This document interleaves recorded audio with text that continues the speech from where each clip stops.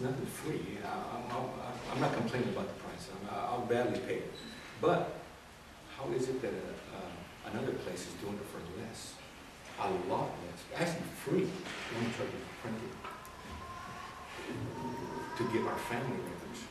Because I grew up with the idea that all those churches don't exist anymore. When they don't, most of them don't. All those churches that existed in the old days. Last weekend I was at the Camp Wood, where they have 2 missions there. Both of them were built for the Lipans, and both of them to the ground. They're just foundations there. But so who was born there? Who got married there? Who lived around there? If you didn't have no documentation, where are you going to get these records? And so if somebody was married there or was born while they were there and they got a baptism, well, they got a certain record, where is it? Well, it exists. We were told, oh, the mission doesn't exist. Well, it doesn't. But you know what? Those records were transferred, and those records exist. They didn't disappear.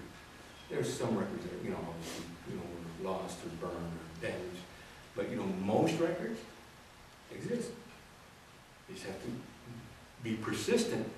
They're there. If somebody tells you no, yeah, well, okay, go somewhere else and do it another way.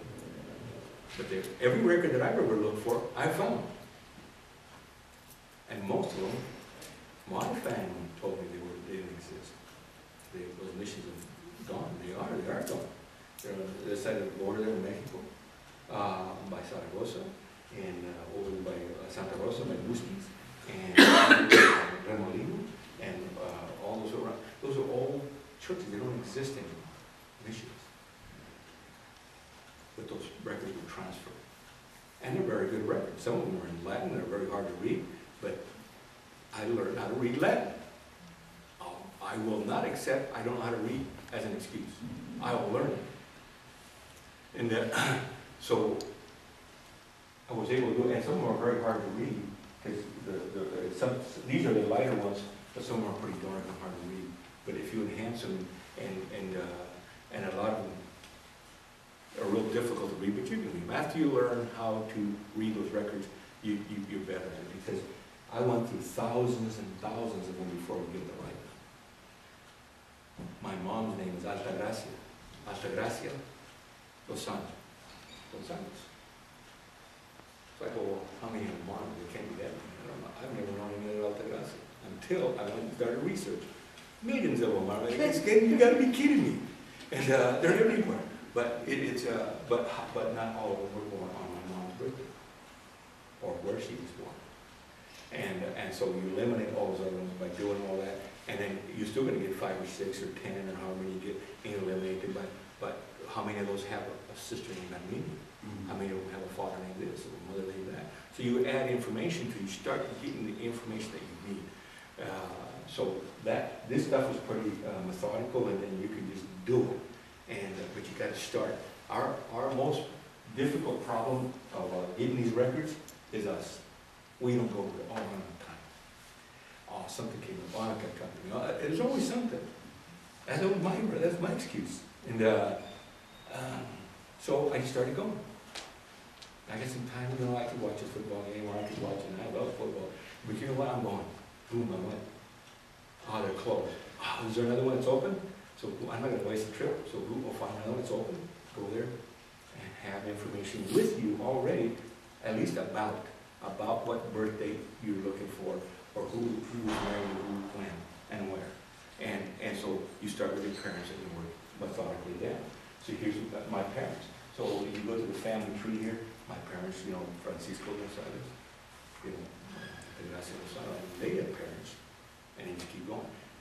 What was so hard for me was to find my grandmother, and she's got brothers and sisters. Oh wow, look at that's her brother, and that's my grandma's brother and sister. Oh, and then start going there, because where was I?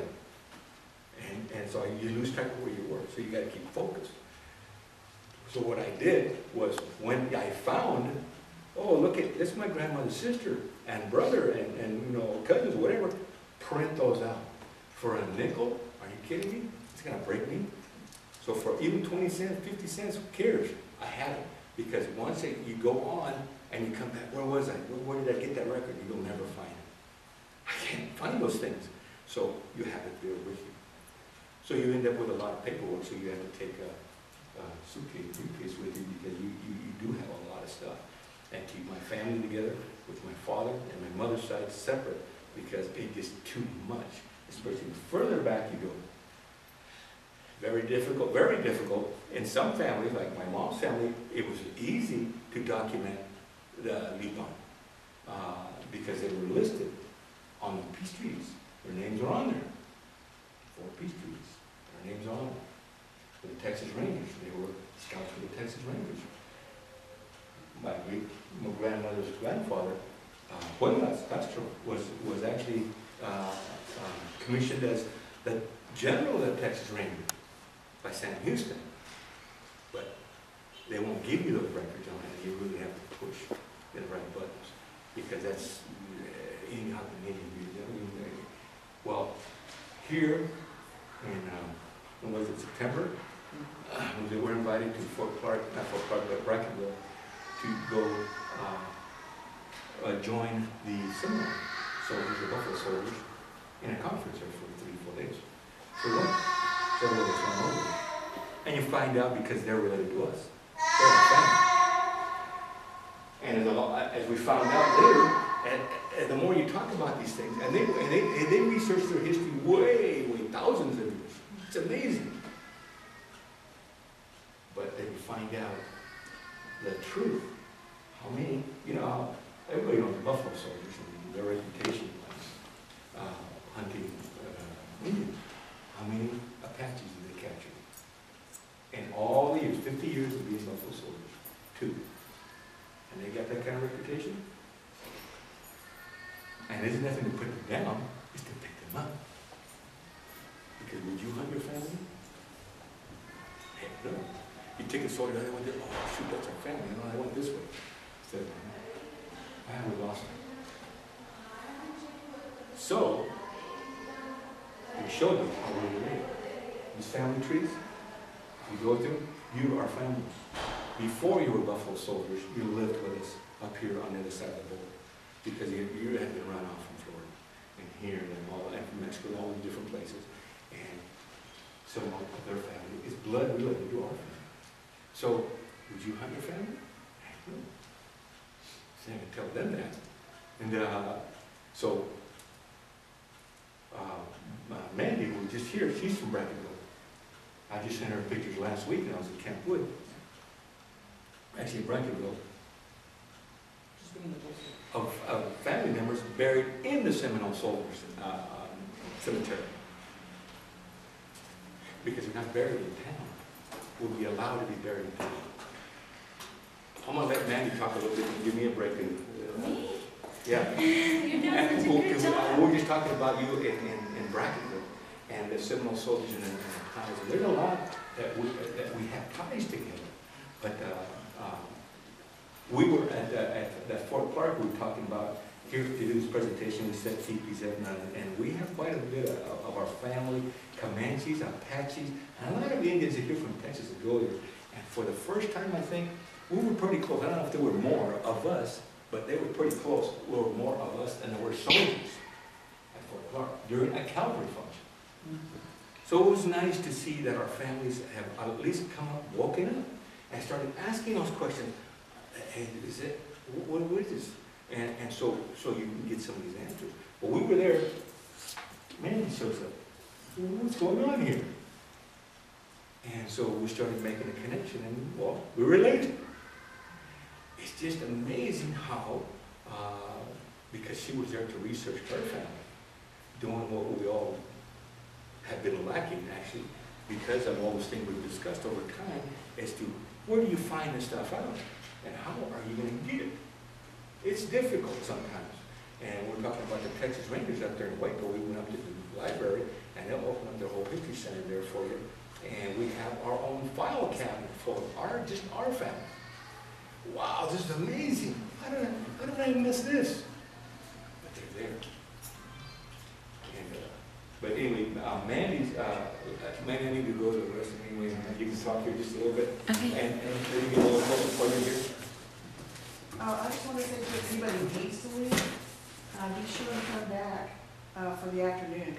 Richard's gonna show the Lost Ones, the film, and then have discussion too.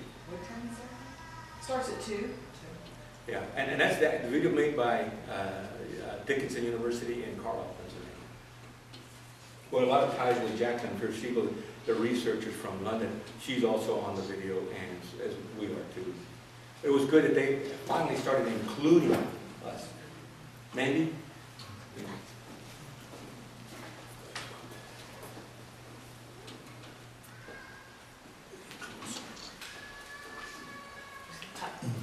Wasn't expecting to talk today.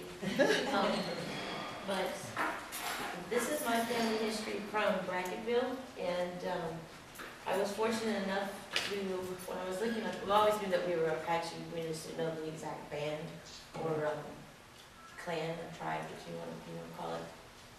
And then I read that there were Lipans that passed through Brackettville, and I put Lipan Apache in the Facebook, and Richard Gonzalez's picture popped up and said he's going to be a Brackettville. Brackettville is my hometown. That's where all our family's from. And I showed up, and then just through research and research, more and more information is just coming around. My uncle, when they had the Seminole thing, he gave me a call and he goes, well, this might be helpful to you. And he had a Buffalo Soldier's rifle that was given to our family. Yeah, that's huge information. And then he had letters that documented the rifle, and then also the discharge papers of the scout who owned the rifle and gave it to our family. They gave this rifle to our family to help protect our family. We kind of formed a friendship with the Indian Scouts and the Apaches because they were Native American also. They were the Seminoles, and so they really respected and honored our way and still being able to live in a Native way and free without being detected. So they helped hide us and supported us. And then I have a letter here that came from one of the soldiers, and it speaks of the Apache-Comanche Wars and Victoria. So if y'all have a chance, y'all can read it. It's kind of small, but I wrote right here, I typed out what the letter says so you can read it a little more. And then my aunts, these are all my aunts, and this is my grandmother, my great-grandmother. But my Aunt Ramona owned a grocery store in Brackettville, and all the sisters in the evening would go outside at nighttime and save all the food and hand it out to all the Apaches that were crossing through. It was kind of a safe passage through our ranch. We had a ranch up in the back part of Brackettville, and we would help pass the Apaches through without detection, and we were not allowed to say that we were Apache whatsoever, or we wouldn't be here today. That's pretty much all of our stories. Same thing for Jody, and we weren't allowed to speak of it. But she's fortunate enough to have stories from her grandmother that she was told that they were Apache. Most of us were not even allowed to speak. Thanks, Mandy. It's like the whole picture, and I slowly start putting things together and seeing how we're all connected. To me, it's the amazing thing, because it's not just the Apaches. It's so many more. I was traveling around in Arizona, going to California, and I've always seen going down 40 by Flagstaff, Walnut Canyon. There's a sign that says Walnut Canyon, go that way. You signed your animal ones? Well, this one was Walnut Canyon, and I've seen that. I've been there too. But anyway, so I went there. I go, oh, I got time. So I went there. Wow, I couldn't believe right there in Flagstaff, right at the edge of town, right down, there's these canyons and there's cliff dwellings all along there. I've never seen these. I've never even heard of them. There's so many of them.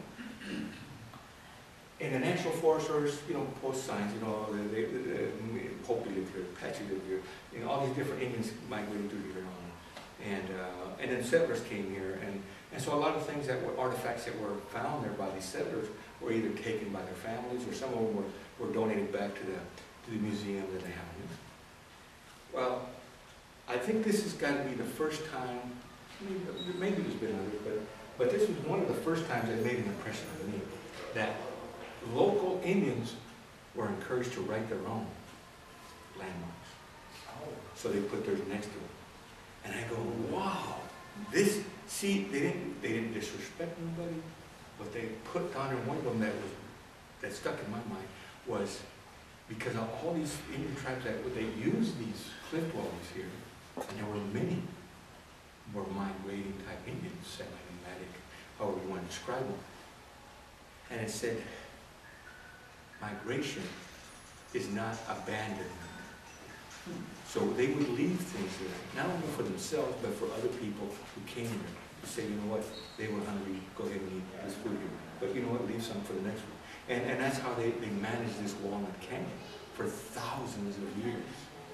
And all of a sudden, settlers come through here and cleared it all out. And stole all the artifacts, took all the food, and waited for the Indians and killed them. And so now you gotta live in a reservation over there, and you gotta live over there. And where is the reservation for the Lipans in Texas? We're up in Pennsylvania, and I'd been there a week with these professors and stuff, and we're sitting around, and they were discussing, yeah, bad Texas, southern state, they hate everybody. And there's a lot of people out of Texas, think of Texas.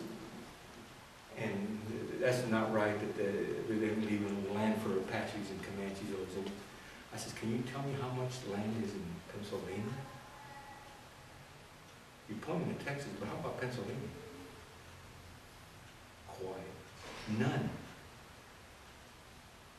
I said, there is none, pretty much none, east of the Mississippi. Because of the United States government. Removal Act, you know, and so they deemed Oklahoma territory, which was part of Kansas and like 5 different states, to be in the territory. War is it today? And then during the Indian Allotment Act, they took more. The government took more. So each person who was Kiowa, Comanche, Apache, whatever Indian tribe you live in Oklahoma, you lost all your land, and they gave you 160 acres. We're going to give everyone in your family 160 acres.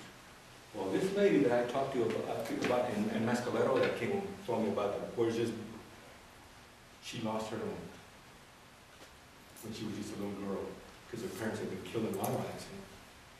And because of the agreement was that you had to maintain a 12 by 12 on your property.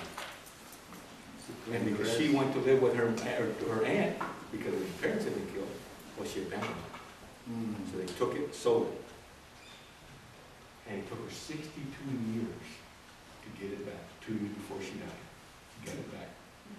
Because they would offer her money here. Did they stay your family? I mean, it came back, no, they sold it. They auctioned it off. And so that continued on for all those years. That's just one example. Going in one family, but all those families. Well, 12 by 12 to us would be 12 foot room, right? Well, read it. Read the act, 12 by 12. So what it is, a lot of it, people said 12 inch by 12 inch. Put a box on it, that's my property. And that's during the Sooners and all that stuff. Hey, as long as they put a little box in there, all our family's going to live over here at this, but you know, we have 12 by 12s in all our properties. As long as you had that little piece of 12 by 12. And it doesn't say it's 12 feet by 12 feet. Just stay It just said 12 by 12. So the Indians, well, they lost all their property. Because you know what, you're living with him, so you know what, I'll put a box in there and I'll take care of it. That's my 12 by 12. And so because of my land, I just got to go to the documentation book, you lose your land. And so a lot of that happened, that's reality, that's how it happened. So, so for them for her, she has the records of her parents being killed in an auto accident, and records of her going to school and being raised by her family. I never sold that land.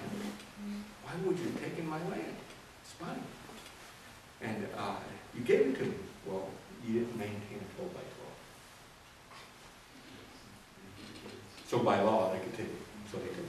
So most people just gave up and said, you know what? And so a lot of the reservations in Oklahoma aren't reservations.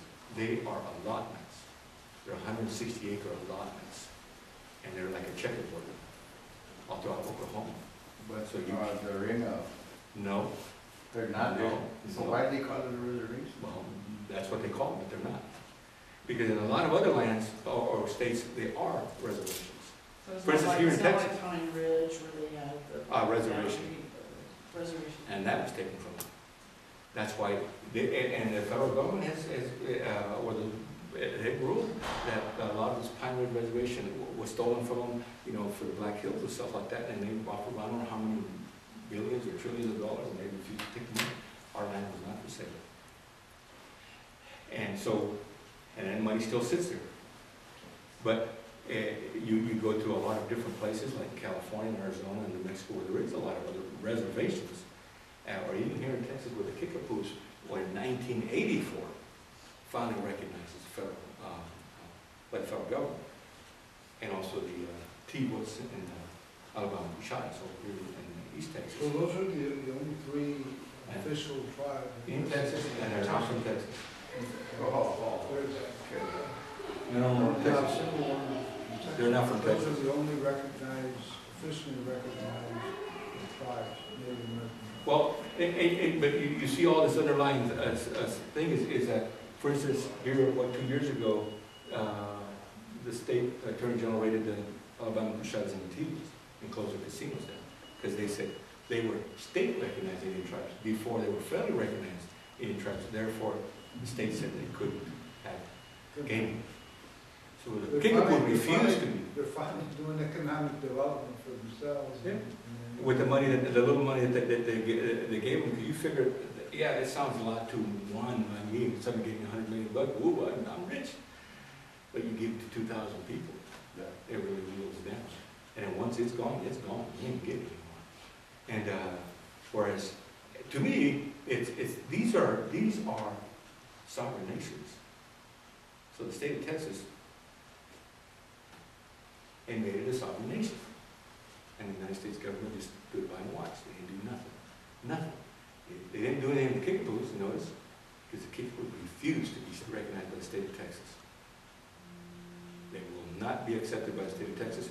So anyway, when they were acknowledged by the federal government, and that's why the state of Texas has no control over the Kickapoos. I have a lot of family in Eagle Pass there, and for years they used to say, well, yeah, they're poor. Even though they have a casino, they have no money. And just a little casino, it makes nothing. Now, as we get out and about and travel around a lot, and met a lot of Kickapoos who are relatives too, find out, you know, something's going to happen. And, you know, through the grapevine stuff. Well, here, a few years ago, the federal government marshal stepped in and arrested the, I forget the term, I use a tribal administrator type thing, who was managing the money from the casino and the Kickapoos there, and his wife and his son, who was a congressman for that area of Texas, and his wife, a representative, that were mismanaging, or gnarly, but to them they was fine by it, and took all this money. And so they essentially embezzled all the money the Kickapoos was coming to the Kickapoos, but essentially it wasn't. It was going into people's pocket. And they were buying properties and funding each other's projects.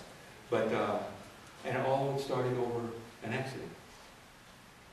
That the children were taken to Fort Duncan Medical Center and said, there's no money in the budget. How come? We have a casino, we have some money. It ran out.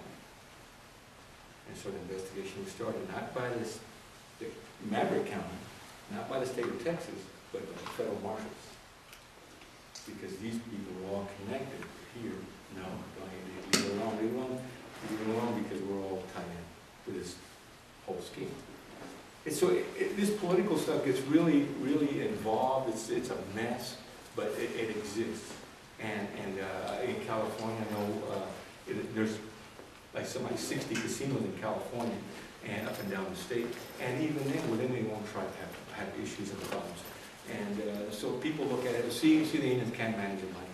And but you know what? If you look at any business or any family in the United States, any one of them, they all have problems. Everybody say, look at your family, we're always fighting over money. How about yours? And we could all do that. Let them manage their own money, problems or not. Leave them alone. They'll handle it. Richard, just if you don't mind clarifying, you said that reservations in Oklahoma are not? There are allotments. There are allotments. It's like a checkerboard. You look at a checkerboard, black and white squares type thing, or whatever, two different color squares. And so there are allotments where we're giving them, so for instance, black squares were all the Indians, and the white squares were all, any settler can even take all the white The squares. Comanche reservation? Is on allotments. That's why they don't live next to each other. They all spread out. And because if you don't live on the run, you'll lose your land. They're all 160 acres. Now you can buy your next door allotment, and that way you double your space. But if you want to continue to it's a complicated issue, and a lot of it is political, because you know, in visiting with a lot of them, for instance, part of their agreement some of them have with the federal government is that the federal government is going to feed them forever, as long as they maintain their allotment. So they do. So we went to their houses, and so on lunchtime we're hungry, and so a car pulls up, people come in and they'll take out styrofoam, give them up, they see some other people here, and then back off and leave. They go, we'll get something to eat. We got food. So they ate food. Long story short, they have stove, refrigerator, everything, but none of it's plugged in. Not one appliance was plugged in. Because if somebody comes to deliver them food and they see that they're cooking their own food, or heating their own food, or refrigerating their food, their allotment stops. And so now you're on your own. And so they're real guarded when it comes down to food, because you can bring food to them, but let's eat it. Let's go somewhere else. That kind of situation, so they're being, and a lot of them have chosen, you know what, enough of this, I want to go somewhere else and live. You know, That was the whole purpose. yeah. Well, to eliminate it, in one way or another to do it, and to take on land. And in which case they have to buy land. They're not. You don't go somewhere else to live. They really want your allotment, and then you have to start paying taxes and stuff. And so it's all snowballs. And so it's very difficult. A lot of the stuff, problems started with the Indian schools. So a lot of the children that came back to their homes couldn't speak their own native tongue anymore. So they were ousted by their own families. What's he saying? We don't understand their language anymore. And the kid doesn't understand their culture, their practices anymore, when they're doing any of their ceremonies anymore. So what is that stuff, you know, the ceremonial stuff that they're doing is, it's not something they were allowed to do in the year they spent at their Indian schools. So here we're going to go into the afternoon hours. You know, these ceremonies existed amongst our people, and this is at Fort Clark, by the way. The ceremonies existed there, and I was in Mexico and so Catholic priests and 2 years ago, and I have a lot more pictures of these ceremonies, and they go, well, what is that? That's beautiful, and on and on we're talking. So I said, well, here's some more pictures. Oh yeah. I said, well, let me put it this way. You know what the quinceañeras is? And I go, oh, yeah, quinceañeras. And yeah, I said, well, where does that come from? The quinceañera. Oh, that's an old song. How old? That's old. And I go, well, it's been practiced for years. How many years? I don't know where. Who started this? And so I might try to put you on the spot, because they live in Rome. Do the quinceañeras in Rome for Italians? No. Spain? Did Spaniards do it? In Spain? No. I said, so this ceremony, this lasts 4 days or 4 nights. Girls coming of age ceremonies. Those girls and the community, their families around them, the communities around them are coming together to teach each other about why we're here and how important it is for our community to protect our girls, our leaders.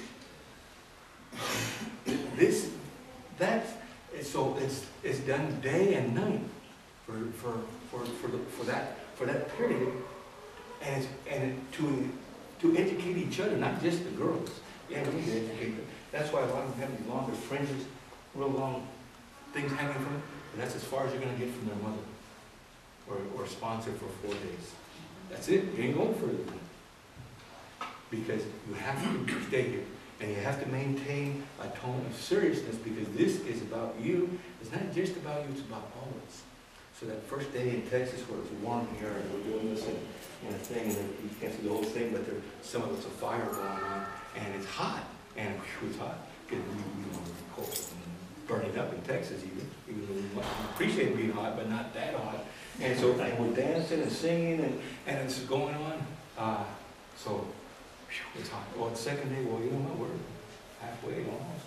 Third day, she's one more day. And the fourth day, it's not about you anymore. It's about why we're here. And now you can learn. And now we can learn. And so that respect that we have for our culture, that is our culture. And it's about these girls. You know, when the sun coming up there is they call it pulling up the sun. It's not about worshiping the sun god. It's about worshiping the Creator that made the sun and us. And also that... So it's actually a Christian ceremony? It's actually a Christian ceremony. It's nothing but prayer. All the songs that are sung are all prayer. You know, some of them sound like they're ready to attack you, but you know what? Because they're telling you seriously, this is who we are. More spiritual. Take it serious. And so that's repetitious, day and night, until it culminates as the girls, like quinceañeras are casting off their youth, their doll, and whatever, baskets are put out, and the girls take off, and they go around the basket. And the moms, what, come back, and they come back. So the song singing continues. This is the last day at sunrise. So the basket moves further. So the girls take off again after a certain period. And the moms, come back, and they come back. So the basket moves further, almost out of sight. So the girls, you know, picture them running, I don't have a picture of them running, and they run off, come back, you know, and they come back. And this is why that sequence of 4 is so important. It's because the 4th time we put it out, the girls go up there and pick up their feathers, eagle feathers, and don't come back. And that's that symbolism of becoming a woman, and how important it is. And that is something that's taken seriously. It's not just it's a rite of passage. It's something that is not just like a birthday party, or even a quinceañera that lasts 1 day. It's a process that lasts a period of time. So we educate the girls, and they can, before it's over, because they have gotten it, they bless us, because they've gotten it. They bless everybody. So that last day is very important. And so, anyway, and so here, when you start seeing some of these pictures, oh yeah, they're nice and beautiful and whatnot, but you know what? Oh, here's another picture of a bag I took in New York City at the National Museum of the American stuff there. And so I'm looking in there real quick, it's almost closing time. So I'm looking at this bag, and so they were about ready to close up, there were like 5 minutes left. I said, look, can I just take a minute? It says this bag is identified as belonging to Ray Molina. But it was taken on May 19, 1873. I said, some of it's correct. But it wasn't taken from anybody named Ray Molina. It was taken from a place called Remolina. And the person that this bag was taken were murdered. and so that is, the symbols on here aren't, as described on there, those are Lipan. Those are Apache. And those are symbols of power. I have a bag over here somewhere, it's the same. But, and so, I said, I'm not going to be able to educate you here in 5 minutes, but well, what you're doing is educating thousands of people who come here. So here, And this was before I saw this. I go, get out of here. But by educating, I don't want you to take the bag down. I just want you to correct what you're saying. That's why it's important to talk to the people that you took this bag from, and so many other things around the United States, and so those things can be identified properly. That's a little bit disturbing that the National Museum of American Indian, which is a place where we think we can go Yeah, to find out the That's real authentic. true. Yeah, and then take that with a grain of salt too, because. it But, cannot be- but it just goes to show you, instead of being angry, it's like my grandmother. When my grandmother told us a story about, the soldiers and all these things, that you weren't here a little while ago. Well, when she, I'm covering a picture, I can't find it. But here it is one of those things she told my mom after she told us that story about how the soldiers killed a little baby in her mom's arms. And I had said, we're angry about that. Why wouldn't soldiers do that? No. Anger is weakness. He goes, anger is weakness. Never forget that. So one of my teepees, I think you see part of it here. You see a zigzag red line. And it starts at the door and goes all the way around back to the door. And zigzag like that. And she had said, this is life. We're born, all of us are born in life. And we die and come back out of that door. And we get stronger. But sometimes we get sick. And sometimes we're happy. And sometimes we're mad and angry, sad. And our whole life is like that. What line is that? Excuse me? What line? The red line. You just see part of it right here. Oh, around the teeth? It goes around the whole TV. You see on the edge of it right there. And it goes, our whole life is that way. And it's not about being strong or weak. It's about being balanced. Because all of us are going to get angry sooner or later. You're human. And we're all going to get sick. We're all going to be strong. And it's not about being either. It's about being balanced. It's about having it right here in your face where you can see it inside and outside your house. And understanding that if you're strong, and most of us are strong most of the time, there's somebody here that needs you. Be it because of finances, because you're sick, or because something happened. Help them. It's not to tell other people, it's to tell you and to remind you that don't you forget that is something that is your culture, where you help them. Which leads to this. Exactly. And all of it is grounded. It's not just something that's just a made up thing that, oh, this looks nice, it's decoration, mountains or whatever it is. No. It's got some more value to it. And it all has come, you bring the Bible out, and we were up in Bracketville there with the Seminoles, and one of the historians there was researched thousands of years ago. Wow, I was amazed. And quoted this scripture, how Jesus and the disciples had eaten corn. And, during one of the meals that they had, where did they get corn? There was no corn until the Americas were supposedly discovered by Columbus. Corn is from here, not from there. How did they get corn? And the land of How did they get corn over there? Jerusalem. Well, they were, according from what I understand, the Indians taught these people that came to our land, these lands, and they were taught how to grow corn in other lands. That's in 1400s. Yeah. What happened in New Zealand? Christ. How did they do it before Christ, or during the time Christ was here? And so their history, That's true. which I've seen some of it over time, but it's kind of glossed over a little bit. But it said, they came, the black came, their tribal groups were sent out 100 ships dug out, or like canoes, like came, tied together, maybe ships or boats, sent them out. And so the king there in that part of Africa, I forgot what part he said, sent them out. They knew that, ships would go out, but sometimes they wouldn't come back. Where are they going? So there must be something out there that's real nice for those people not to come back. So he sent 100, hey, our mission is to go out there and see why these people are, where they're going, but bring something back. So they sent 100 out. Years later, nobody came back. That must really be nice. We're going to send 1,000 out. So they built bigger, some bigger, and sent them out. Bring us back stuff. What's so nice over there? They sent 1,000 out. This was 4,000 years ago. So they sent them out. Well, they came back.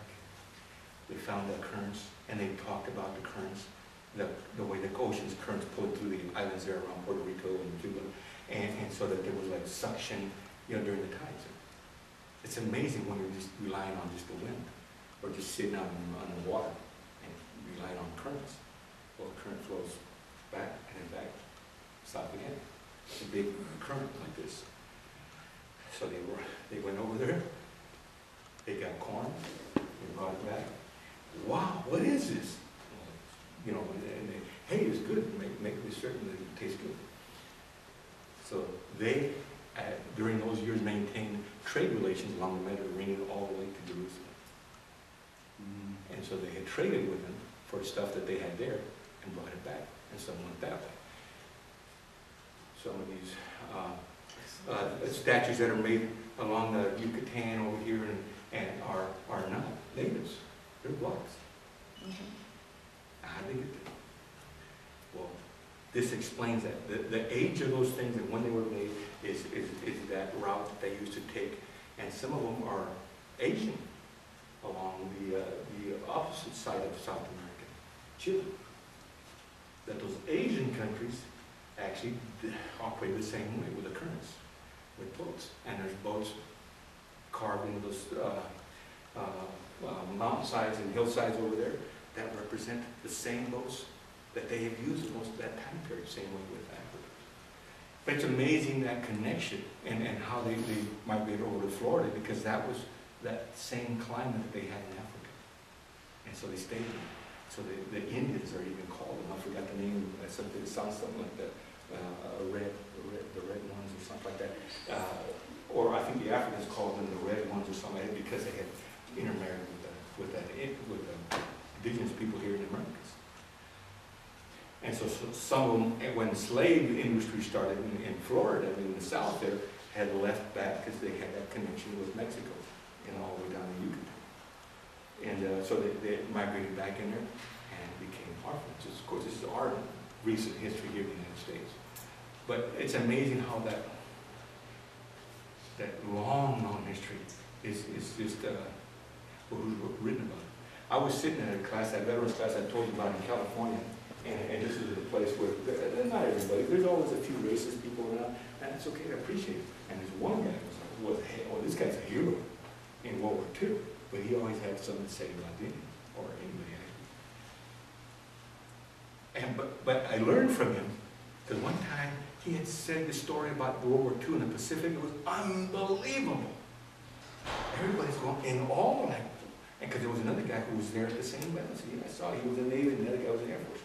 Or not the Air Force, but the Air Corps. But anyway, yeah, that happened. I don't know, why isn't there movies about this and stories all over the place?